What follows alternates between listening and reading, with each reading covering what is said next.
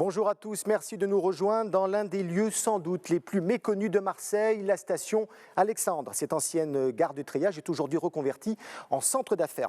Alors pourquoi un tel endroit pour une émission? Eh bien pour vous parler des transports au quotidien. C'est d'ailleurs l'une des priorités du quinquennat d'Emmanuel Macron. Et quand on parle transport, comment ne pas évoquer Marseille, sa circulation chaotique, mais aussi son métro qui fête ses 40 ans d'existence. 40 ans, l'âge pour se lancer dans de nouveaux projets. Avant de retrouver notre premier invité, petit retour sur la naissance de ce métro. Nous sommes le 26 novembre 1977. La suite en images. Regardez. Le métro de Marseille, c'est la fête, surtout le jour de l'inauguration.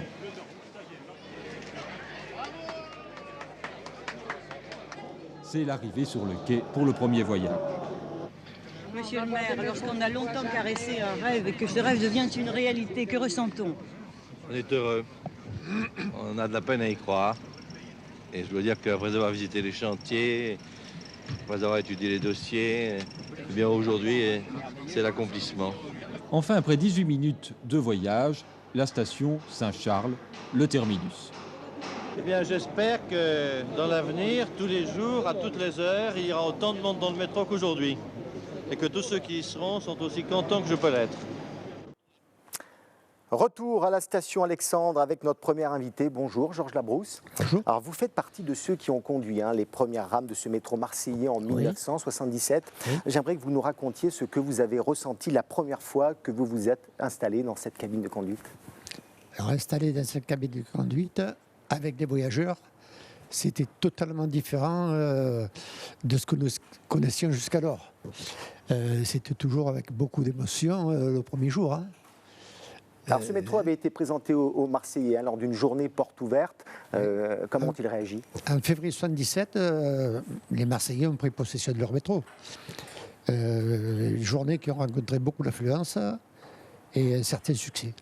Alors, les premiers jours d'exploitation, certains usagers, vous me le disiez tout à l'heure, râlaient un petit peu. Pourquoi? Ils râlaient un petit peu parce qu'ils descendaient du bus, pour aller prendre le métro, ils avaient l'impression de perdre du temps, alors qu'en réalité, ils gagnaient du temps parce que la circulation en surface devenait de plus en plus difficile. Alors vous, en tant que conducteur, qu'est-ce que ça a changé pour les Marseillais, cette ligne de métro où il y avait 8 stations 8 stations de La Rose à Saint-Charles. Ça changeait quoi précisément pour les Marseillais? Pour les Marseillais, c'était tout nouveau. Il y a eu un certain engouement. Lors de l'inauguration avec les voyageurs, le 26 novembre 1977. Alors aujourd'hui, il y a 2 lignes de métro, 160 millions de voyageurs les ont fréquentés en 2016. En 2024, le métro marseillais recevra sa première ligne automatisée, son nom Neoma. Plus aucun conducteur en cabine. Qu'est-ce que ça vous fait, vous, de savoir cela? Évidemment, c'est totalement différent. Mais on ne peut pas aller contre le progrès. Ça fonctionne de partout. Il n'y a pas de raison que ça ne fonctionne pas à Marseille. Le personnel lui-même sera recyclé. D'autres seront partis à la retraite. Voilà. Alors justement, on voit des images du métro automatisé à Lyon. Actuellement à l'antenne. Dernière question, votre sentiment en tant que conducteur. On parle beaucoup du prolongement du métro. Pour vous, les lignes prioritaires où il faudrait aller? Bon, je pense que ce sera les quartiers nord. L'hôpital Nord et les quartiers nord qui sont dits défavorisés. Je pense qu'il faudrait apporter des transports en commun plus rapides et plus fiables.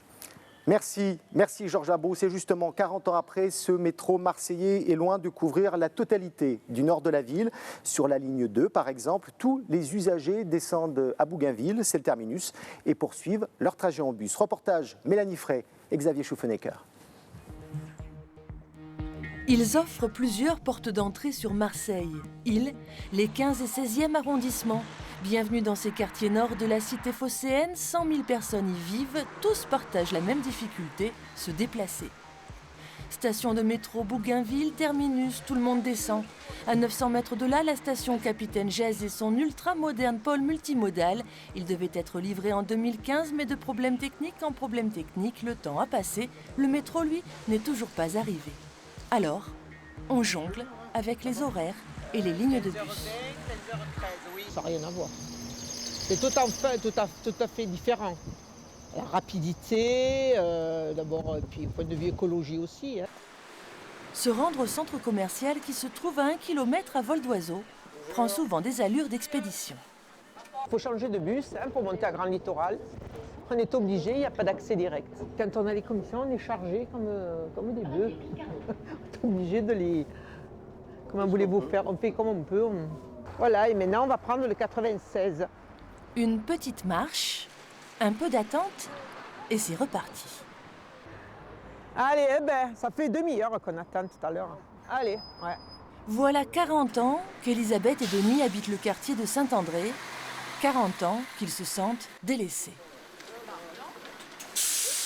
Nous aimerions que lorsque on fait 1 kilomètre dans les quartiers sud de transport en commun, il y ait 1 kilomètre équivalent dans les quartiers nord. Voilà. Il me semble que Marseille est une et indivisible. Mais quelques kilomètres supplémentaires de rail pourraient bien pousser jusqu'au lycée Saint-Exupéry. La toute première étape, c'est l'étude de faisabilité de l'extension du tramway. Il va y avoir là une société qui va être mandatée, qui va étudier toutes les faisabilités pour accéder mettre le tramway jusqu'au lycée Nord. Mais une fois que l'étude est terminée, elle va le chiffrer. Et là, à partir de là, les problèmes commencent. Les problèmes de financement, bien évidemment. Le transport a un coût et dans les vallons du 15e, les habitants en savent quelque chose. Nous, pour aller travailler, on est obligé de prendre nos voitures. On est 4 à la maison, mon mari, ma fille et son mari. Et donc, on a chacun une voiture. Ce qui nous coûte cher, on préférerait pouvoir prendre les transports en commun. Ce qui est polluant et puis ce qui crée des embouteillages. L'enclavement des quartiers nord se répercute sur les familles, sur les jeunes en recherche d'emploi ou les personnes âgées en perte d'autonomie. Le manque de transport en commun complique le quotidien de tous et tout au long de la vie. Bonjour Claude Julien, vous êtes le porte-parole de la Fédération nationale des associations d'usagers des transports. On vient de voir un sujet de Mélanie Frey, certains quartiers de Marseille sont très mal desservis. Selon vous, l'usager est-il aujourd'hui au centre des préoccupations de l'ensemble des acteurs du transport public ? Jusqu'à maintenant, il ne l'était pas trop, je dirais. Mais je pense qu'avec la création de la métropole, les choses ne peuvent que s'améliorer. Alors justement, la métropole Aix-Marseille-Provence a beaucoup misé sur les autocars. La liaison autoroute Aix-Marseille, c'est un exemple. 13 000 personnes par jour, elle est très encombrée. Et depuis 2013, 5 km de voies d'autoroute sont à peine réservées aux bus. Ça ne va pas assez vite là. Non, d'ailleurs, les 5 km ne sont toujours pas réservés. Ils vont être réservés, ce qui n'est pas pareil. Mais c'est la liaison routière la plus performante de France. Alors c'est quand même une certaine fierté à avoir à Marseille et peut-être que nous allons bientôt avoir des cars à 2 étages. Alors on va écouter Jean-Pierre Sérus, c'est le monsieur transport de la métropole. Il revient sur les différentes initiatives avec des mots-clés. On l'écoute et on vous retrouve tout de suite après. Qualité de vie, qualité de l'environnement et puis attractivité économique. Nous avons convenu d'un agenda qui permettra de rattraper le retard et surtout d'être à cet horizon qui est un horizon important. Il y a les Jeux Olympiques en 2024, il y a la Coupe du Monde de rugby, on le sait maintenant, en 2023. Donc à partir de 2020, déjà on aura significativement des lignes métro express, des bus à haut niveau de service, des extensions de services qui seront faits. En 2023, par exemple, c'est l'extension du tramway. Et en 2024-2025, ça sera la fin du remplacement du métro. On les développe. En ce moment, on est passé à un rythme de plus de 10 km par an de nouvelles pistes cyclables sur la métropole. On a tout un plan dans le cadre de notre agenda. On va consacrer entre 5 et 10% de nos investissements au développement des modes doux, que ce soit à travers des pistes cyclables ou l'amélioration aussi de la sécurité pour les piétons. 2 engagements simples. Développer les véhicules électriques pour les bus en ville, développer de nouvelles motricités pour l'interurbain, pour les autocars. On a d'abord un premier plan de développement des gaz, de véhicules au gaz naturel pour véhicules, le GNV. Et 35% aujourd'hui de nos problèmes de gaz à effet de serre, de nos émissions de gaz à effet de serre ou de nos émissions de particules viennent de la mobilité.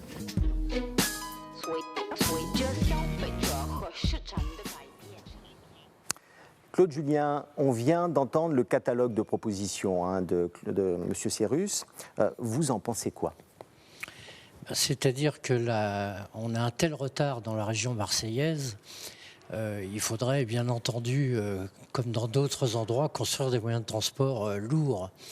Mais vu l'urgence, le moyen le plus rapide pour essayer de débloquer la situation, c'est de mettre en œuvre des modes routiers qui sont quand même les plus faciles et les plus rapides à mettre en œuvre. Alors quel type de mode routier? Des autocars qui partent du centre de Marseille pour aller desservir certaines communes périphériques. Et si possible des BHNS, bien entendu. Donc les BHNS, là, pour le téléspectateur, il faut préciser ce que c'est. Alors, ce sont des bus à haut niveau de service qui, en théorie, bénéficieront d'un maximum de kilométrage en site propre, mais ce n'est pas toujours possible. Mais enfin, quand on arrive sur une ligne de BHNS à avoir environ 2/3 de sites propres, c'est quand même très performant par rapport à une ligne de bus classique. Alors tout cela coûte très cher, près de 3,5 milliards d'euros seront investis pour les transports urbains d'ici 2025 sur le territoire métropolitain. Mais si l'État ne donne pas l'argent nécessaire, on fait comment ? Alors là, à la FNOT, nous avons une solution que nous clamons depuis très longtemps. Nous disons à nos élus de regarder ce qui s'est fait à l'étranger, en particulier en Suisse, en Allemagne, en Autriche, qui ont institué des taxes sur les poids lourds. Si on instituait en France la même taxe que les Suisses, mais exactement de la même manière, on récolterait 5,5 milliards par an. Tous les ans, 5,5 milliards. On ferait un nombre de choses considérables pour les transports urbains en France. Alors, on va parler à présent de la gratuité des transports. Toute la journée et toute l'année, cela existe dans certaines villes. Alors, faut-il instaurer la gratuité partout en France? Le sujet fait débat. À Aubagne, c'est le cas depuis 2009. Reportage Alexandre Dupinet. On se retrouve tout de suite après. Ne cherchez pas. Dans ce bus, vous ne trouverez pas de composteur. À Aubagne et sur toutes les lignes de l'agglomération, depuis 2009, les transports en commun sont gratuits. Une économie de 30 à 60 euros par mois en moyenne pour les voyageurs. Qu'est-ce que je fais de cet argent économisé ? Des plaisirs personnels, des choses autour de mes activités, du sport. On fait plus de courses, je pense. Voilà, le petit quotidien en fait. Mais ce transport n'est pas gratuit pour tout le monde. Ce cadeau aux usagers, c'est 2 millions d'euros de manque à gagner par an pour la collectivité.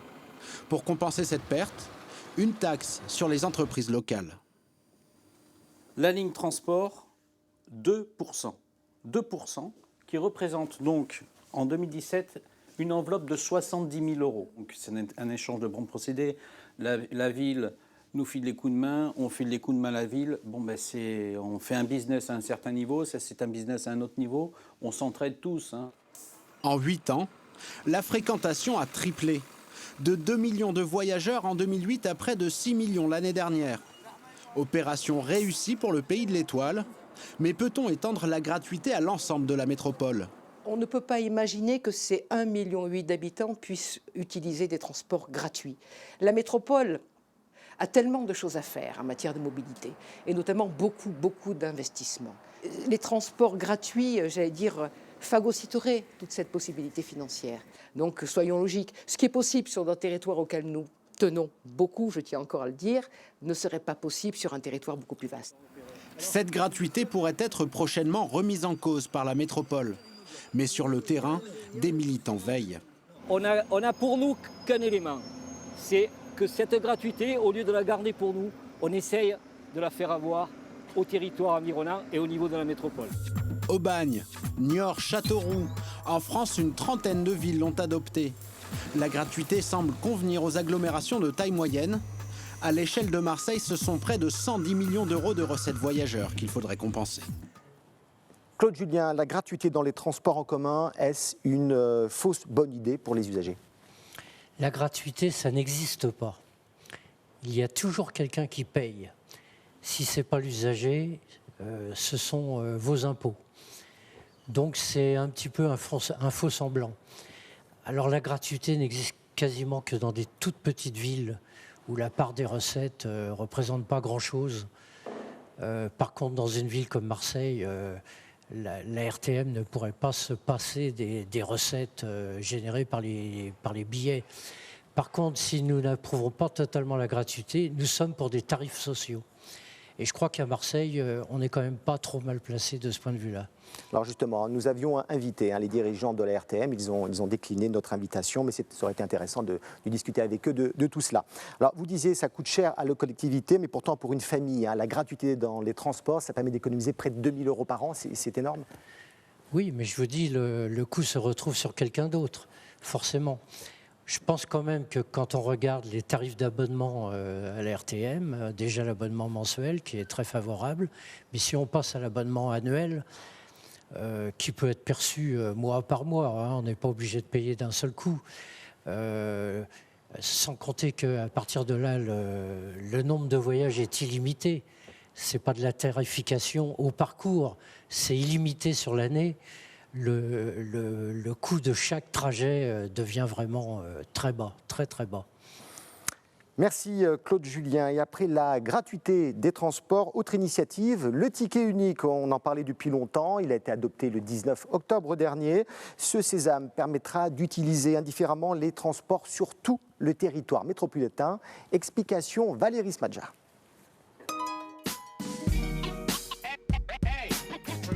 On nous le promet depuis 2002 et il arrive. Bon, en février 2018 avec un petit peu de retard, certes, mais il arrive, c'est l'essentiel, non? On ne connaît pas encore son petit nom. Nous, on a décidé de l'appeler le Passe-Partout métropolitain. Ah, le fameux ticket unique. Passer des plages de Carry-le-Rouet à la forêt de Fuveau, prendre un bus à Aubagne, le vélo à Marseille, le métro ou même le tramway, repartir en TER à Aix-en-Provence et tout cela avec un seul et même ticket. Un seul ticket pour tous les transports en commun des 92 villes de la métropole d'Aix-en-Provence et de Marseille. Ça valait le coup d'attendre, non? Objectif, faire péter le bouchon, rendre la circulation plus fluide, défier la pollution. Bref, inciter les automobilistes à laisser leur voiture au profit des transports en commun.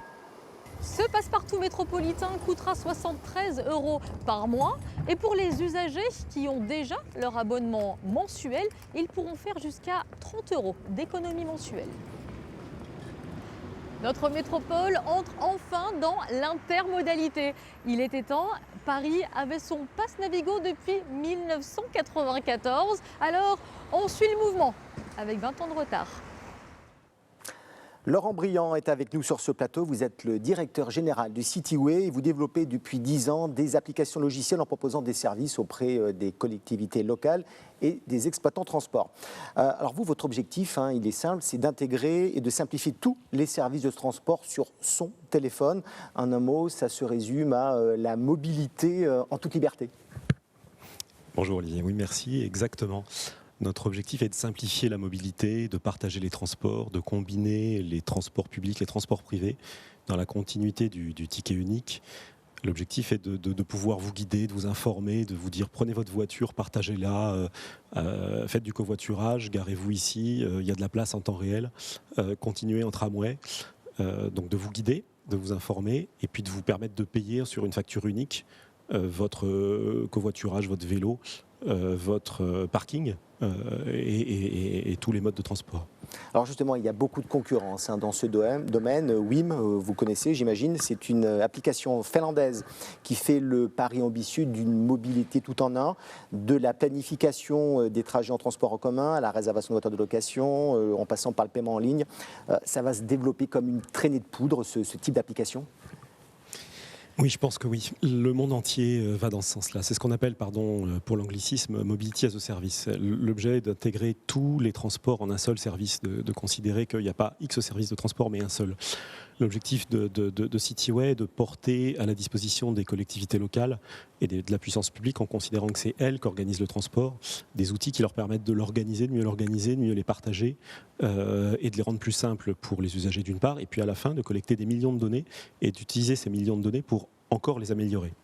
Alors, on va avoir à présent un exemple concret de cette application de covoiturage que vous connaissez bien, Laurent Briand, c'est Popcar. C'est du covoiturage connecté, intégré au réseau de transport du Grand Avignon. C'est économique, écologique, convivial et forcément, ça marche. Reportage Jérémy Assas et Pierre-Jean Perrin. Bonjour Mathilde, ça va ? Comme tous les lundis, Mathilde revient à Avignon par le TGV. Pour aller à ses cours, elle retrouve Jérôme, un jeune actif. Tu vas donc faire le QR code, s'il te plaît, pour que ça puisse valider. Avec un simple scanner, ils vont faire la route ensemble grâce à Popcar, la première application de covoiturage en service à Avignon. Le trajet, c'est 50 centimes pour moi, donc ça revient moins cher qu'un ticket de bus. Puis le trajet, il est personnalisable, on peut partir de l'endroit où on arrive, on n'a pas à aller marcher jusqu'à l'arrêt de bus. Jérôme, lui, touche 1,50 € par course. Ça me permet d'aider bien Mathilde, moi ça me permet d'avoir un trajet covoituré qui m'aide un peu en fait, à payer aussi mon essence, il ne faut pas se le cacher. Sur la fin du mois, c'est toujours ça de prix, quoi. Pour la première fois, un transporteur et des collectivités locales s'associent. Ensemble, ils développent une application smartphone. Ils créent aussi, comme pour les bus, 2 lignes de covoiturage traversant toute l'agglomération. L'aventure a commencé ici dans cette entreprise, leader dans les nouvelles technologies. 1 an de prospection, d'études de marché. L'an dernier, l'application est lancée. Un travail au plus près des utilisateurs. Groupe Facebook, groupe WhatsApp, pour que les gens restent dans un même groupe et communiquent. Lorsqu'ils ont un problème, ils le postent. Et autant les gens des réseaux comme moi-même, nous sommes sur ces groupes-là et on leur répond. Du coup, quand on donne la réponse à une personne, on la donne potentiellement à 10, 20, 30 autres personnes. C'est le transporteur Transdev qui finance l'essentiel de l'opération, un investissement pour l'avenir. Avignon est un site pilote. Après 1 an de fonctionnement, bilan positif, 500 covoiturages par mois, 70 à 80 passagers, une quarantaine de conducteurs. L'aspect intéressant du covoiturage initié par Popcar, c'est bien de créer une habitude quotidienne et des solutions de transport à l'aller comme au retour avec de multiples utilisateurs. Car le plus important est de changer les mentalités. Le covoiturage ne remplacera pas le réseau des transports déjà existants. C'est une alternative qui séduit une nouvelle génération. On se voit lundi peut-être ? Oui, lundi prochain, oui. Merci. Soucieuse d'environnement et de partage. A plus, ciao. Salut. Moi j'y vais aussi. Bonne semaine. Salut. Au revoir.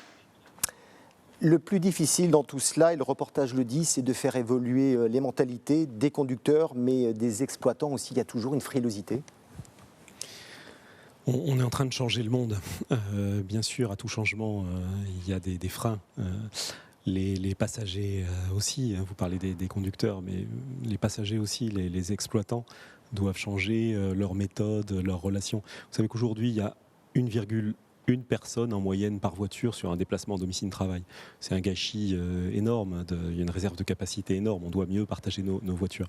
Donc on travaille à ce changement des comportements des passagers, des conducteurs et des exploitants pour adapter leurs méthodes, leurs techniques, leurs outils et leur apporter tout ce qui est nécessaire pour qu'ils puissent évoluer.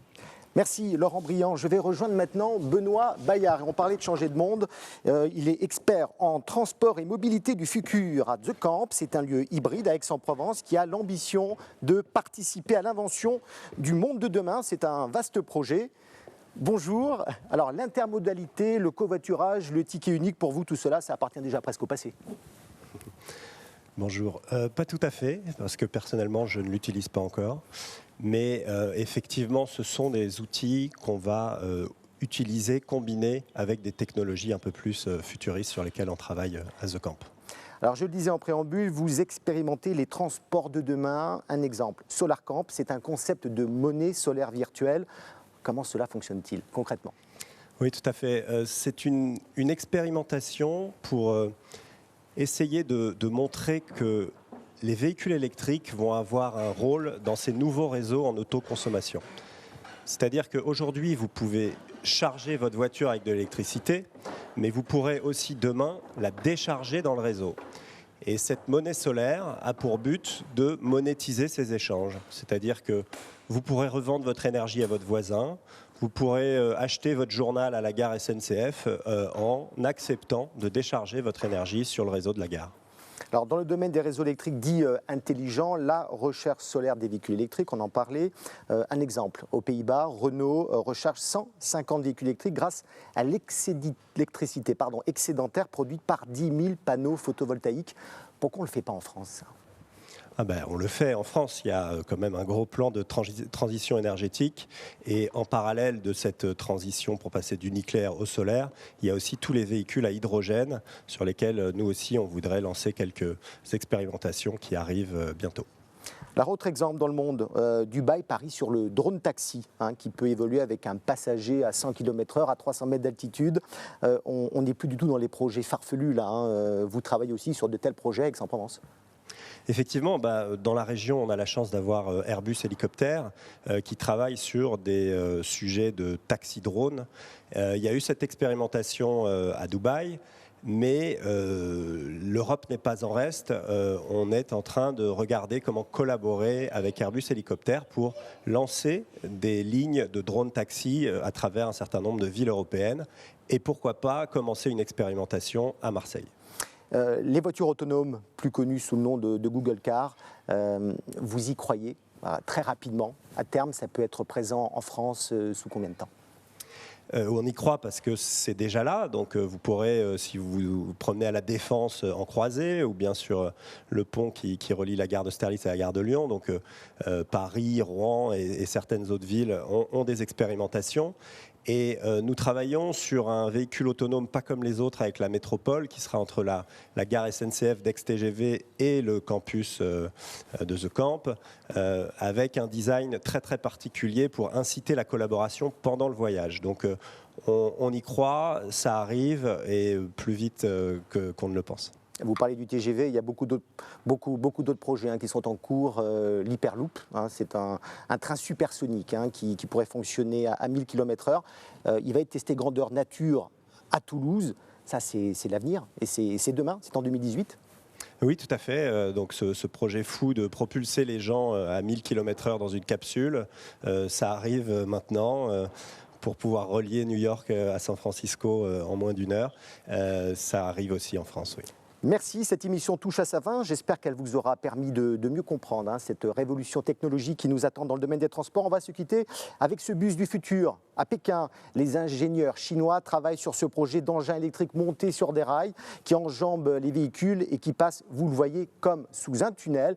Capacité d'accueil, 400 personnes. Si un jour cela se fait à Marseille, nous en reparlerons promis. Voilà, merci de votre fidélité et passez une très belle journée. À très bientôt.